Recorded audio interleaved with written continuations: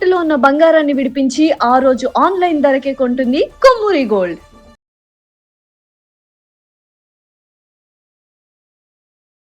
నమస్కారం, welcome to Suman TV. నేను గీతాంజలి. ఇవాళ మనతో పాటు ఉన్న అతిథి శ్రీ విద్యాపీఠం వ్యవస్థాపకులు, గత 45 సంవత్సరాలుగా శ్రీ విద్య ఉపాసనతోటి ఎంతో మందికి మంత్రోపదేశాన్ని చేసిన శ్రీ గురు కరుణామయ్య గారు ఉన్నారు. వారితో మాట్లాడి కొన్ని అమూల్యమైన విషయాలు తెలుసుకుందాం. గురువు గారితో మాట్లాడదాం. గురుగారు నమస్కారం అండి. ఎలా ఉన్నారండి? చాలా నిజంగా అమ్మకే కృతజ్ఞతలు చెప్పుకోవాలి. మళ్ళీ మీ విలువైన సమయం మాకు కేటాయించినందుకు, ఈ అవకాశం దొరికినందుకు. ఎన్నో సందేహాలు చాలా అంటే అవన్నీ నివృత్తి చేస్తూ వచ్చారు. అవి చిన్న చిన్నవే అయినా చాలా పెద్దవి జీవితంలో. అలా చాలా వరకు ప్రేక్షకులు కూడా వాటిని విని ఆచరిస్తున్నారు, ఆ పూజలు అవి చేసుకుంటూ ఉన్నారు. అందులో భాగంగా మరికొన్ని ప్రశ్నలు మా ముందు ఉంచారు, అవి నేను మీ ముందు ఉంచుతున్నాను. ఇందులో భాగంగా వారాహి అమ్మవారు నవరాత్రులు ప్రారంభమవుతున్నాయి. ఎక్కడ చూసినా ఈ అమ్మవారి గురించే. వారాహి అమ్మవారు ఇలా అట, తాంత్రికమైన పూజలు చేయాలంటారు కొంతమంది, లేదు సాధారణమైన పూజలు చేయాలని కొంతమంది. అసలు అమ్మవారు ఎవరు, వారాహి అనే పేరు ఎందుకు వచ్చింది, లక్ష్మీ అమ్మవారైనా, పార్వతీదేవియా, లేకపోతే సరస్వతీదేవియా, అసలు ఆదిపరాశక్త, ఇలా ఎన్నో సందేహాలు ఉన్నాయి. అసలు ముందుగా వారాహి అమ్మవారు ఎవరు, ఆవిడ విశిష్టత, ఆవిడ అవతార విశిష్టత తెలియచేయండి. మంచి ప్రశ్న అడిగారు.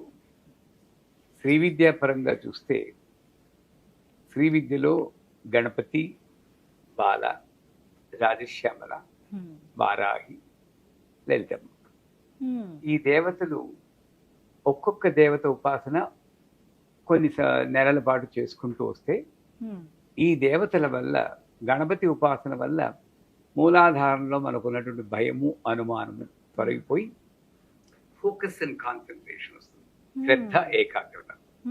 దానికోసం 3 నెలలు ఉపాసన చేయాలి, 3-4 నెలలు. తర్వాత బాల ఉపాసన చేస్తే మనకున్న కోపాలు అన్ని పూర్తిగా పోయేవరకు. అందుకే క్రోధ నాశిన్యే నమః అన్నారు, క్రోధ శమన్యే నమః అంటారు, లోభ నాశిన్యే నమః అంటారు. ఆవిడికి తెలుసు కోపం పూర్తిగా పోదని. అంటే ఈ కామక్రోధాలని కొంచెం అదుపులో ఉంచడానికి బాల ఉపాసన ఇక్కడ. ఏమిటంటే భగవంతుని పూజ చేస్తే ఇది మాత్రమే కాదు, ఇది కూడా మారాలి అన్నది మనకు తెలుసుకోవాలి. రాజశ్యామల ఉపాసన చేసినప్పుడు ఇక్కడ ఉంటుంది అనాహత చక్రం. అక్కడ అన్కండిషనల్ లవ్, నిబంధన రహిత ప్రేమ. ఇది కష్టం ఈ రోజుల్లో. ప్రేమ అంతా నిబంధనమే. నా మీద ఏమాత్రం ప్రేమ ఉన్నా 5 గంటల ఇంటికి వచ్చేయండి, వెళ్ళిపోతాయి. ఇది నిబంధనతో కూడిన ప్రేమ. అలా కాకుండా నిబంధన రహిత ప్రేమ, ఇంద్రియ నిగ్రహము. ఇక్కడ పోతే వారాహి ఇక్కడ వస్తుంది. ఈవిడ దండనాథ అంటారు, డిసిప్లిన్. అయ్యవారు నాన్నగారు, అమ్మవారు. ఈ అమ్మ ఎలా ఉన్నా ప్రేమించి అమ్మ ఈవిడ కొంచెం రూల్స్ ప్రకారం డిసిప్లిన్ లో. అందుకని వారాహి ఆజ్ఞాచక్రంలో ఉంటుంది. వారాహి అమ్మవారంటే కొంచెం భయపడతారు. ఎందుకు? మిగతా వాళ్ళు కూడా ఈవిడ ఉగ్రదేవత, అందువల్ల ఈవిడ పూజ చేయకూడదు అని చెప్పడం. దండనాథ పురస్కృత అని. నిజానికి వారాహి అమ్మవారు లక్ష్మీదేవి యొక్క ఇంకొక అవతారం. శ్రీచక్రం తీసుకుంటే మొదటి ఆవరణలో మధ్య లైన్లో 8 మంది మాతృకా దేవతలు ఉంటారు. 8 మంది అష్టమాతృకలు అంటారు. అంటే సప్తమాతృకలు విన్నాం. ఎట్లా తెలుస్తుంది? ఇది బ్రాహ్మి, మాహేశ్వరి, కౌమారి, వైష్ణవి, వారాహి, మాహేంద్రి, చాముండ, మహాలక్ష్మి. మహాలక్ష్మి ఇక్కడ ఉంటుంది మన కుడి పక్కనే ముందు భాగంలో, వారాహి ఇక్కడ ఉంటుంది. ఇద్దరు ఒక పక్కన ఉంటారు. మహాలక్ష్మి ఇంటికి కట్టిన తోరణాలలాగా, మామిడాకులు తోరణం, అరిట.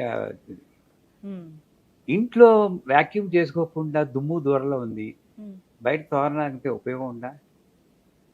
ఈ ఇంట్లో దుమ్ము దోగరా ఉంది, బయట ఇలాంటి డ్రెస్సులు వేసుకుంటే ఏమైనా ఉపయోగం ఉందా?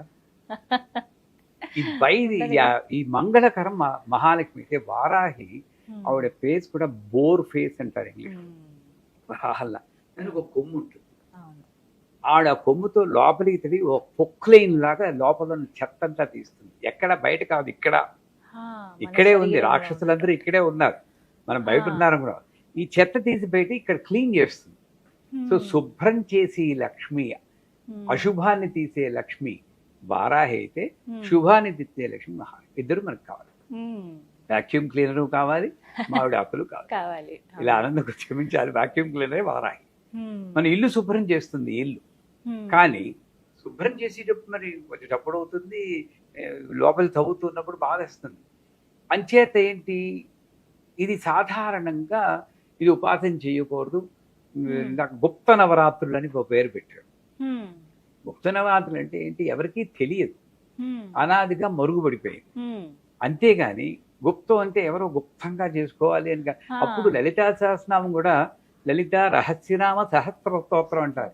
అని గుసగుసగా చదవండి, పైకి చదువుతారు, ఎవరు చదువుకోడు. ఇది ఏంటంటే పైన మీనింగ్ తీసుకుంటున్నారు. రహస్యనామం అంటే బిందు తర్పణ సంతుష్ట అంటే పైకి కనబడి అర్థం ఒకటి, లోపల కనబడి అర్థం ఒకటి. ఆ మూల ప్రకృతికి వెళ్ళాలి అని చెప్పి. అంటే వారాహి అంటే ప్రత్యేకించి వేరే ఉగ్రదేవత కాదు, ఆ మహాలక్ష్మి ఈ వారాహి. ఇది అనాదిగా తాంత్రికానికి వైదికానికి ఉన్న ఒక పోరాటమే. వైదికంలో ఒక నియమము నిబద్ధత, ఇలా వీళ్ళే చేయాలి వాళ్ళే చేయాలి ఇలాగే చేయాలి, అది కరెక్టే, అదొక స్కూల్ ఆఫ్ థాట్. కానీ తాంత్రికం అనేటప్పటికీ సినిమా వాళ్ళ పుణ్యం గారు తాంత్రికం హామ్ రూమ్ అనే మాంత్రికులు చేసిందే తాంత్రికం అంటారు. తంత్రము అంటే పద్ధతి, సంస్కృతంలో తంత్రం సర్వ యంత్రాత్మిక, సర్వతంత్రాత్మిక, సర్వమంత్రాధిప, సర్వతంత్రం అంటే అన్ని పద్ధతులు. ఇదే పద్ధతి అనుకుంటే అదొక రకం.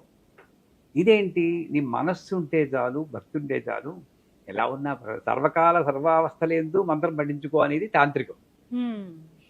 నువ్వు అన్నం తినకుండా చేయాలి, ఈ బట్టలు వేసుకునే చేయాలి అనేది ఒక రకంగా వైదికం. అంటే సెల్ఫ్ స్వతంత్ర పరతంత్ర విధానం అంటుంది తాంత్రికం. అంటే నీ డిసిప్లిన్ నువ్వే పెట్టుకుంటావు.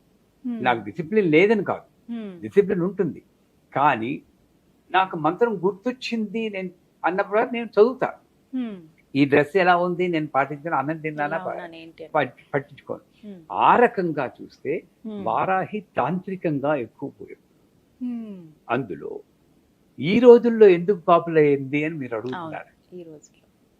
కలియుగంలో ఇలా వెళ్ళిపోతూ ఉంది ధర్మం, కల్చర్ వాల్యూస్ పడిపోతున్నాయి. పూర్వకాలంలో అనకూడదు కానీ విడాకులు అన్న శబ్దం నేను నా చిన్నప్పుడు వినలేదు.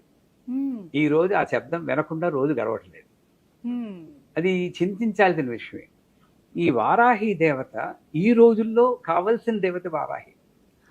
ఎందుకంటే ఆవిడ 3 సందర్భాల్లో మనకి బాగా అవసరం. ఒకటి మ్యారిటల్ బ్లిస్, దాంపత్య సంబంధాలు తగ్గిపోతున్నప్పుడు వారాహి దేవత ఉపాసన ఎంతైనా మంచిది. వారాహి దేవత ఉపాసన అంటే పెద్ద మంత్రం చెప్పుకున్నా, మంత్రం విన్నా సరే ఆవిడ రక్షిస్తుంది. ఎలా రక్షిస్తుంది? భర్తను వారిని మార్చేసి కాదు, వాడు అలాగే ఉంటాడు, ఈవిడ అలాగే ఉంటుంది, నేను అడ్జస్ట్ అవుతాను.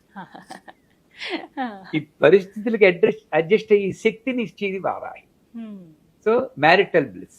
రెండోది క్రానిక్ ఇల్నెస్ అంటారు, దీర్ఘకాలిక రోగాలు, నేను తెలియకుండా రోగాలు ఎలా పట్టి పీడిస్తుంటే దానికి కూడా వారాహి. అందుకే సర్వదుష్ట ప్రదుష్టానం అనేది సర్వరోగ ప్రరోగాణం అని మార్చి చదివితే బ్రహ్మాండమైన రోగాలు తగ్గుతాయి. అది. మూడోది కోర్టు కేసులు, లీగల్ ఇంప్లికేషన్స్ లో ధర్మం మన పక్క ఉంటే అక్కడ కండిషన్ ఉంది. అధర్మంగా ఉంటే నేను జయించింది, ధర్మం మన పక్క ఉంటే వారాహిదేవి రక్షిస్తుంది. ఇంత ప్రయోజనం ఉంది కాబట్టి, కలియుగంలో ఇంత అవసరం ఉంది కాబట్టి వారాహిదేవి ఇప్పుడు పైకి వచ్చింది. వీళ్ళు పాపులరైజ్ చేయలేదు, ఆవిడ అనుకుని ఈ కాలంలో నేను అనుగ్రహిద్దాన్ని ఆవిడే పైకి వచ్చింది. ఇంతకుముందు వైభవ లక్ష్మి అని చెప్పేసి కొన్నాళ్ళ పాటు అవన్నీ చేశారు. ఇప్పుడు మళ్ళీ కొంచెం ఇప్పుడు వారాహి అంటే ఏ సమయానికి ఎవరికి అవసరం ఉందో ఆ రూపంలో అనుగ్రహించి ఆ తెల్లే ఇన్ని రూపాల్లో. అలా వారాహి ఆవిడే అనుకుంది రావాలి పూజ చేయించుకోవాలని. అయితే పూజ నియమాలు చాలా మంది తెలుసుకోవాలనుకుంటారు. ఇప్పుడు నవరాత్రులు రాబోతున్నాయి, ప్రారంభం అండి. అసలు ఏ విధంగా చేయాలి? అమ్మవారిని ఎవరు కొలవచ్చు, ఎవరు దూరంగా ఉండాలి? ఇది కూడా ఒక ప్రశ్న. ఇంట్లో పూజ చేసుకోవద్దని కొంతమంది, కేవలం ఆలయాలు ఉన్నప్పుడు, పీఠాలు ఏమైనా ఉన్నప్పుడు అక్కడికి వెళ్ళి చేసుకోండి అని. ఇంటి దగ్గర అయితే మళ్ళీ ఆ దుష్ప్రభావాలు కూడా ఉంటాయి, మీరు సరిగ్గా చేయకపోతే అవి కూడా ఎదుర్కోవాల్సి ఉంటుందని ఇలా కొన్ని సందేహాలు అడిగారు. వాటి గురించి వివరణ. ఇంట్లో పర్సు పోయింది అనుకోండి, ఊళ్ళో వెతుకుతారా, ఇంట్లో వెతుకుతారా? ఇంట్లోనే వెతుకుతాం. ఎక్కడ ప్రాబ్లం ఉందో అక్కడే సొల్యూషన్. అంతే. ఇంట్లో గొడవలు ఉన్నాయి, మనశ్శాంతి లేదు, నేను గుళ్ళోకి వెళ్ళి పూజ చేసుకుంటే ఎలా అవుతుంది? ఈ వారాహి దేవత ఎక్కడ ప్రాబ్లం ఉంటుందో అక్కడ సాల్వ్ చేసి దేవత అది. మనకేమిటి, ఈవిడ ఉగ్ర దేవత, ఈవిడ ఇంట్లో చేయకూడదు. మరి బెజవాడ కనకదుర్గ కూడా మహిషాసుని సంహరించినప్పుడు ఇలా పెట్టింది. ఆవిడ పూజ చేసి నరసింహస్వామి ఈవిడ కన్నా భయంకరంగా సింహాకారంలో ఉంటారు. అటువంటి నరసింహస్వామిని కూడా ప్రహ్లాదుడు భయపడకుండా ఇలా ప్రార్థించేటప్పుడు ప్రసన్నవదంతో ఉన్నాడు. మనకేమిటంటే ఈ ఉగ్రం చూసేటప్పటికీ అది ఎవరి మీద ఉగ్ర స్వరూపం చూపించింది అన్నది మనం మర్చిపోతున్నాం. విశుక్ర ప్రాణహరణ వారాహి వీరనందిత అంటుంది లలితా సహస్రం. విశుక్రుడు అంటే ఎవడు? శుక్రం లేనివాడు విశుక్రుడు.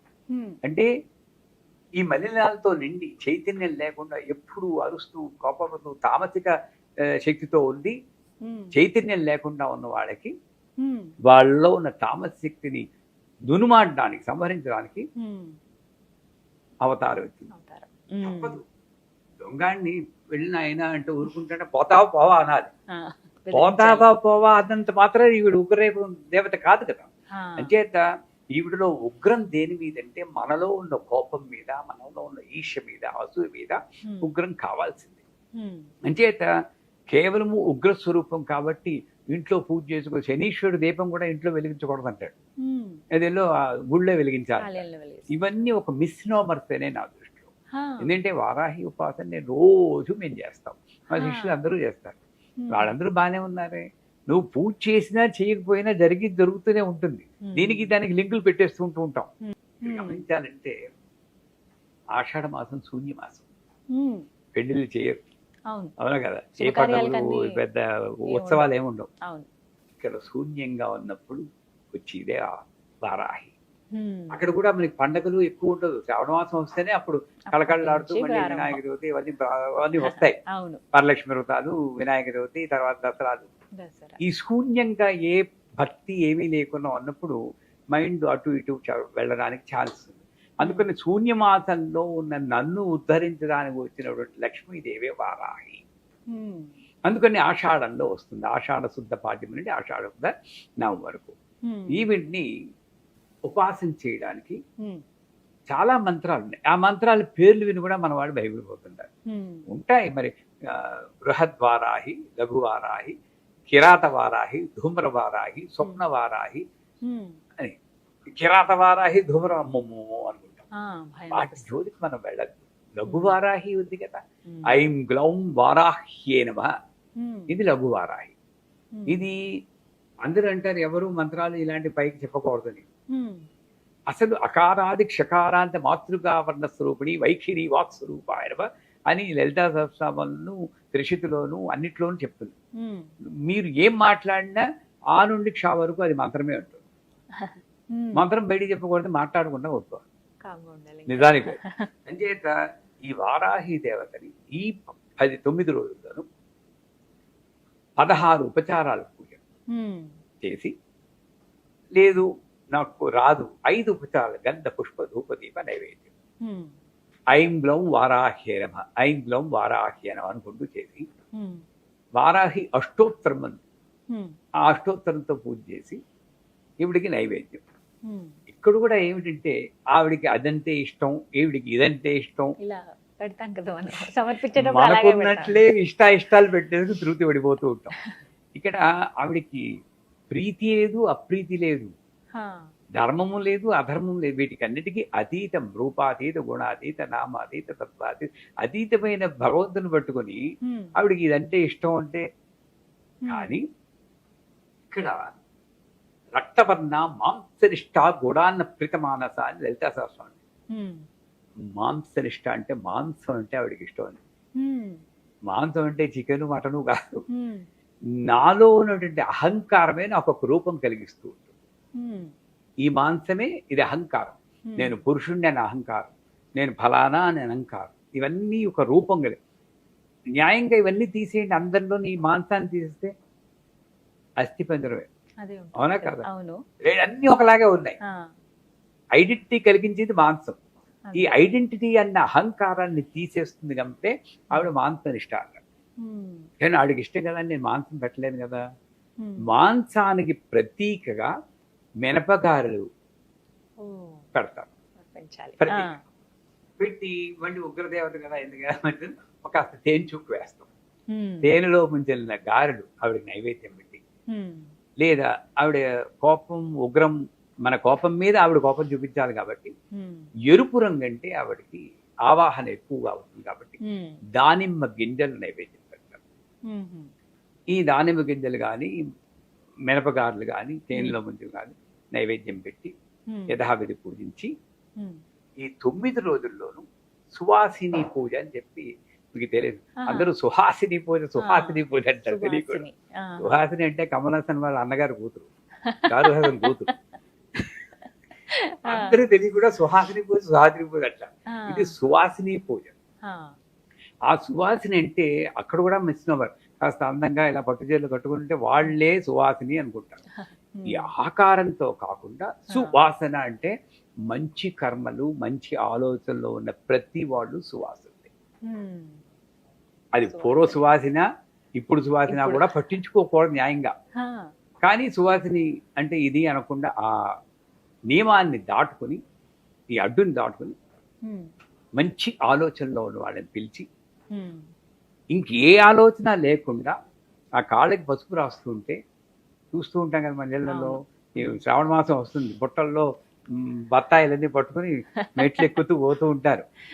అన్నీ బాగుంటాయి, కానీ వాళ్ళ జీవితాల్లో మార్పు రాదు. ఎందుకు? అక్కడికి వెళ్ళి కాళ్ళకి పసుపు రాస్తూ మీ అబ్బాయి పెరుగుందమ్మా, లేదు తల్లి ఏం చేస్తాం, ఇలా కబుర్లు చెప్పుకుంటూ చేసి సువాసన పూజ ఎలా సువాసన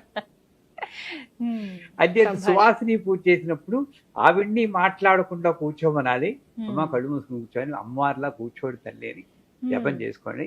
నేను కూడా ఇంకొక ఇతరమైన విషయాలు మాట్లాడకుండా ఆ పాదాలకి పసుపు రాసి చక్కగా బొట్టు పెట్టి ఆవిడ పీకేయకుండా, ఎలా పీకేయకుండా ఆ పువ్వులేవో ఒళ్ళో పెట్టి ఆ సువాసినికి యథాశక్తి మన శక్తి కొలిది పూజ చేసి చీరవ జాకెట్ ఏదో ఇచ్చి చేయడం. చేశాక 3వ నియమం ఏంటంటే వారాహి తర్పణాలు అన్నాయి. ఇక్కడ కూడా తర్పణం అనగానే పోయిన వాళ్ళే మనకు గుర్తు, అవునా కదా? తర్పణం అంటే వాడికి, కానీ తర్పణం అంటే దేవతర్పణం, ఋషి తర్పణం, పితృతర్పణం అని 3 తర్పణాలు. తర్పణం అనేది ఇది తర్పణం అంటే, తర్పణం అంటే నా ఆనందాన్ని కృతజ్ఞతని తెలుపుకోవడానికి చేసే ప్రక్రియని తర్పణం అంటారు. పితృతర్పణాలు కూడా తాతగారు చాలా థ్యాంక్స్ అండి, మా నాన్నగారు అమ్మగారిని ఇచ్చారు, మంచి జీవితాన్ని ఇచ్చారు, థ్యాంక్ యూ వెరీ మచ్, పితృతర్పణం. దేవుడా థ్యాంక్స్, దేవతర్పణం. గురువా థ్యాంక్స్, ఈ కృతజ్ఞతాపూర్వకంగా ఇది తర్పణం. అంచేత వారాహి దేవత కూడా శూన్యమాసంలో వచ్చేవాడికి అమ్మా నా జీవితాన్ని రక్షిస్తూ ఉండు తల్లి, థ్యాంక్ యూ వెరీ మచ్ అనుకుంటూ పంచామృతాలు. పంచామృతాలు అంటే ఏమిటి మీకు తెలుసు, పాలు, పెరుగు, నెయ్యి, తేనె, పంచదార అన్నీ కలిపి, అది కూడా మన వాళ్ళు ఏం చేస్తారు, అన్ని ఇంత చేసి చెక్కగా జిగటగా చేసి ఎక్కి అవి మేమీ పోస్తే ఎలా ఉంటుంది మీకు అసలు, అయితే నెయ్యి తేనె ఒకటి ఇంత కలిపి పెరుగుని చేత అక్కడ కూడా పాలు ఎక్కువ పోసి ఈ పెరుగు నెయ్యి లాంటి కొంచెం తక్కువ దాంతో ఇలా పెట్టి తర్పణం. ఐంగ్లం వారాహీనవ తర్పయానం, ఐంగ్లం వారాహీనవ తర్పయానం. దీనికి దీక్షక్కర్లేదు, భయపడక్కర్లేదు.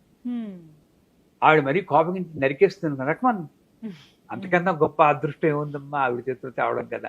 ఈ రకమైన ధైర్యం ఉంటేనే నీకు ధీరాధీర సమర్జిత అంటుంది అమ్మవారు. ఈ ధైర్యం ఉంటేనే దొరుకుతుంది. హిందీలో కూడా దిల్వాలే దుల్హనియా లే జాయేంగే, నువ్వు దిల్వాలేవా లేక అధీరుడు వాళ్ళది దుల్హన్ నీకు దొరకాలా లేదా అని నిర్ణయిస్తుంది. ధైర్యంగా నువ్వు పూజ చేయి. ఐంగులం వారాహినం తప్పేయాలి చేసి చివరగా కండిషన్ ఏంటంటే, ఉత్తప్పుడు ఎలాగా అందరి మీద అరుస్తూనే ఉంటాం, ఆ 9 రోజులైనా కాస్త నోరు అదుపులో పెట్టుకుని ఎవరి మీద అరవకుండా శాంతి. ఇది చాలా కష్టం, బూర్లు పులిహార్లు ఎన్నైనా చెప్పి ఇలా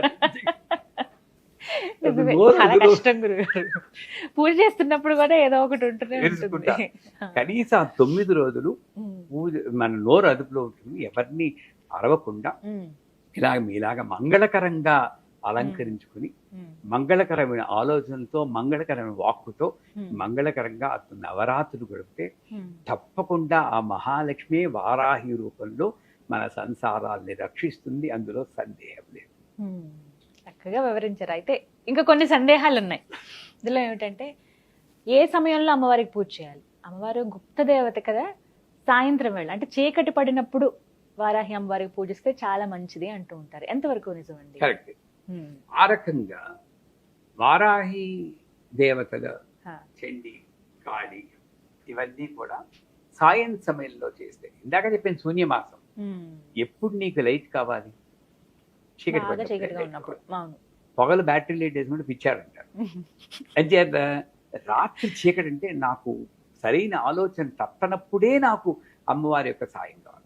ఆ రకంగా నాలో చెడు ఆలోచనలు రావడానికి ఆస్కారం ఉన్నటువంటి సంధ్యా సమయంలో వారాహి దేవతని పూజ చేస్తే మంచిది. వీళ్ళెవరిలో కొంతమంది ఇంకో చూసారా, వార్తాళి ప్రయోగం రాత్రి పొగలు చేయకూడదన్నారు, అంతే మీరు చేయకూడదు అని కొంతమంది వాదిస్తూ వారాహిని పూజ చేయకూడదు, మీరు మామూలుగా చేస్తే చాలంటారు. అక్కడ ప్రయోగం వేరు, పూజ వేరు. వార్తాళి ప్రయోగం పగలు పనికిరాదు నేను అంటాను.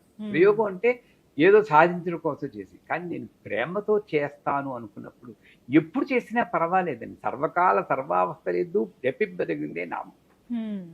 కానీ విశేషంగా నాకు ఫోకస్, కాన్సన్ట్రేషన్ ఉండి ఫలితాలు రావాలంటే సాయం సమయంలో ఈ వారాహి పూజ చేస్తే చాలా మంచిది. అలాగని రాత్రి అందరూ పడుకున్నప్పుడు రామ్ హ్రీం హ్రూమ్ అని కేకలు పెట్టారంటే అది మంచిది కాదు. మరి అర్ధరాత్రి కాదు, ఏదో సాయం సమయంలో, సూర్యాస్తమైన సమయంలో వారాహి దేవతని పూజ చేస్తే చాలా మంచిది. అలాగే ఫోటో అమ్మవారి పటం పెట్టుకుని పూజ చేయాలంటారు. సాధారణంగా ఏంటంటేనండి, ఏదైతే ఉంటుందో దేవుడి గది, అక్కడ అమ్మవారి ఫోటో ఉంటుంది, అక్కడ డైరెక్ట్ గా దీపం పెట్టేసి అందరు దేవుళ్ళతో పాటు చేయాలా, సెపరేట్ గా పీఠం పెట్టుకుని అలా అమ్మవారిని పూజిస్తే మంచిదా?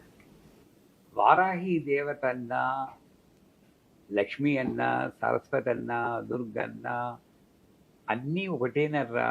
ఈ సందేహాల నుండి బయటపడాలి. అమ్మవారు 11వ చాప్టర్లో 10వ చాప్టర్లో చెప్తుంది, ఏకైవాహం జగత్యత్ర తృతీయా కామమా పరా పశ్యేత దుష్ట అని ఆ రాక్షసుని తిరుగుతుంది. రాక్షసు అంటాడు, బ్రాహ్మీ మాహేశ్వరి ఇంతమంది ఆడవాళ్ళని పెట్టుకుని యుద్ధం చేస్తున్నావు, ఇల్లుంటే ఒక్కదాన్ని రా నేను చూసుకుంటానంటాడు. పిచ్చాడా, వీళ్ళందరూ నేనేనరా, నా విభూతులే వీళ్ళందరూ. ఆ లెక్కకు వస్తే స్త్రీలందరూ నా విభూతులే అంటారు. ఆ ముక్క మొగాళ్ళందరూ పాటిస్తే ఎప్పుడో బాగుపడుతుంది లోకం.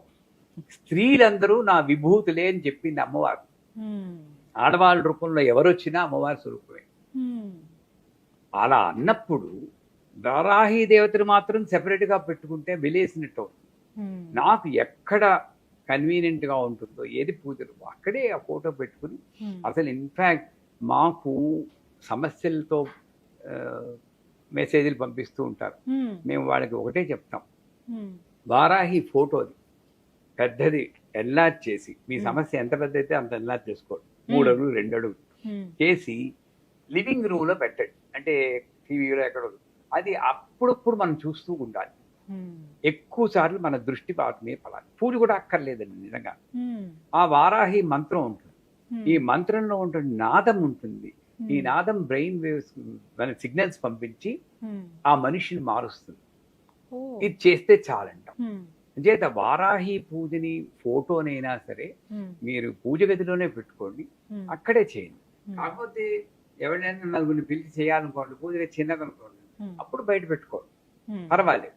కానీ వారాహి ఉగ్రదేవత కదా, ఆవిడ బయట పెట్టాలి అని వెలేది మాత్రం చాలా. ప్రతినిత్యం పఠించవలసిన మంత్రం ఏమిటండి అమ్మవారిది? వారాహి అమ్మవారిది సులభంగా అందరికి భయం లేకుండా ఐం హ్రీం శ్రీం శ్రీమాత్రే నమః చాలు. ఈ పర్టికులర్ గా ఈ టైంలో ఆవిడ వారాహి రూపంలో ఉంటుంది కాబట్టి ఐం గ్లౌం వారాహి నమః.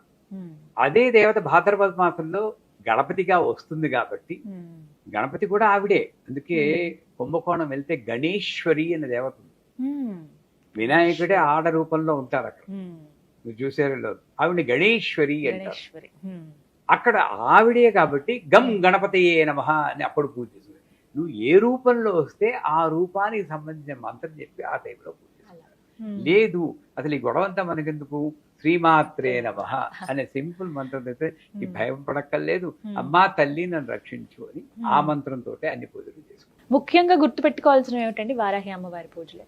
ముఖ్యంగా గుర్తుపెట్టుకోవాల్సింది చెప్పేది, భయం లేకుండా పూజ చేయడం. రాహ్ అంటే చీకటి, చీకట్లో వా అంటే అభయము, అమృతము, అభయ అర్థం వరద అంటారు. నా చీకట్లో నన్ను రక్షించి తల్లి ఈవిడే అని నేను గుర్తుంచుకుంటూ ఉంటాను. నెంబర్ 1. నెంబర్ 2, వారాహి ఆజ్ఞాచక్రంలో ఉంది కాబట్టి నా ఆలోచనల్ని నియమబద్ధంగా వెళ్ళేటట్టు చేసి లక్ష్మీదేవి ఆ వారాహి. ఈ వారాహిదేవి ఇప్పుడు శ్యామాదేవి ఉపాసన చేస్తున్నప్పుడు కొన్ని నియమాలు పెట్టారు. ఆ నియమాలు అంటే ఏమిటి? మనల్ని మార్చడం కోసమే. కృష్ణుడు నలుపు, శ్యామ నలుపు అని చెప్పి నల్ల పిల్లాని గేలి చేయకూడదు అంటారు. ఉత్తప్పుడు వీడు నల్ల పిల్లాని గేలి చేయకరా అంటే వీడు విండు. నువ్వు శ్యామ ఉపాసన చేస్తున్నావు వాడిని నల్ల పిల్ల అనుకురా అంటే అమ్మో శ్యామ ఉపాసన కాబట్టి ఎలాగో ఒకలా వాడిని మార్చడం కొద్దిగా అసలు ఎప్పుడు కూడా ఎవరిని గేలి చేయకూడదు. అలాగా శ్యామ అన్నప్పుడు ఇలా గేలి చేయకూడదు. అలాగే వారాహి ఉన్నప్పుడు సాధ్యమైనంత వరకు మన కోపాన్ని వారాహి దేవతతో అదుపులో ఉంచుకోవాలి. అయితే వారాహి ఉపాసన చేస్తూ నేను అందరి మీద కోపాన్ని ప్రదర్శిస్తాను అంటే అది అంత మంచిది కాదు. కోపాన్ని అదుపులో ఉంచుకోవాలి. ఆ అదుపులో ఉంచుకోవడానికి ఈ మంత్రం పనిచేస్తుంది. ఏ మంత్రం?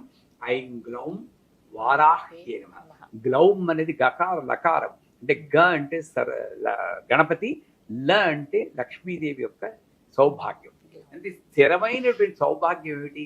మీకు నాకును స్థిరమైన సౌభాగ్యం. గ్లౌం అనగానే శాంతం వస్తుంది. ఐం అంటే జ్ఞానం, జ్ఞానంతో కూడిన శాంతమే వారాహి. ఆ వారాహి దేవత ఉపాసన ఇది గుర్తుంచుకుంటూ మనం చేస్తే పూజ చేసేంత ఫలితం ఉంటుందా? ఇలా మంత్రం ఒకటే ఉచ్చరిస్తే ఎన్నిసార్లు స్మరించుకోవాలి? అలా అసలు లెక్క లేదమ్మా మంత్రానికి. ఇప్పుడు ఇలా ఆఫీస్ లో ఉన్నప్పుడు, ఖాళీగా కూర్చున్నప్పుడు, ఎప్పుడైనా ఏమండి, ఒకటి ప్రాణ ప్రయాణ సమయే నారాయణ శబ్ద మాత్రమే పునర్జన్మ నశ్యతి అంటే ఏమిటి? ప్రాణం వెళ్ళిపోయాడు నారాయణ అంటే చాలు, ఇంకో జన్మ లేదంటుంది. మనం ఏదో నమ్మకంతో బతుకుతున్నాం అంతే కదా. మనం పుట్టగానే ఈయనే మీ నాన్నగారు అని చెప్తుంది అమ్మ. నాన్నగారు నేను చూడలేదు, అమ్మే నాకు తెలుసు. మళ్ళీ డిఎన్ఏ శాంపుల్ నాన్నగారిని ఎలా ప్రూఫ్ ఏమిటి నేను అడగలేదే, నమ్మేను కదా. నమ్మకంతో నేను జీవితాన్ని స్టార్ట్ చేశాను. నమ్మకంతో వెళ్ళినప్పుడు సర్వకాల సర్వావస్థలందు జపింపదగితే.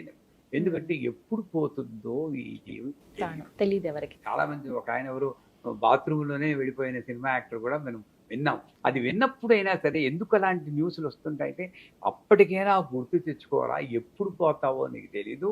అందుకే స్నానం చేస్తూ కూడా ఓం నమో భగవతే వాసుదేవాయ అనుకుంటూ స్నానం చేయమంటాను నేను. ఏమో ఇలా పెట్టు ఆగిపోతే లాస్ట్ మంత్రం వాసుదేవ మంత్రం. అంటే ఇన్నిసార్లు పెట్టుకోకుండా, అది యాంటీబయాటిక్ అనుకుంటే ఇన్ని డోసులు ఇన్ని రోజులు, ఇది యాంటీబయాటిక్ కాదు. ఎప్పటికీ కావాల్సిన మంది.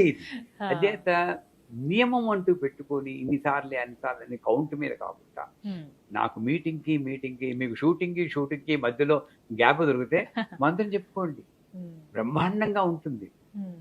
నన్ను నేనే మెసప్ చేసుకుంటున్నాను. ఈ టైంలోనే నేను మంత్రం చెప్పాలి, ఈ టైంలోనే పూజ చేయాలి అని. ఎప్పుడైనా సరే సౌందర్య లహరి చదివితే మనకు అర్థం అవుతుంది. ఎప్పుడైనా సరే నాకు ఇంత గ్యాప్ దొరికితే ఆ మంత్రం చెప్పాలి, తప్పే. ఇలా తల్లిని ప్రసన్నం చేసుకోవచ్చు. చాలా చక్కగా వివరించారు గురుగారు. నమస్కారం అండి.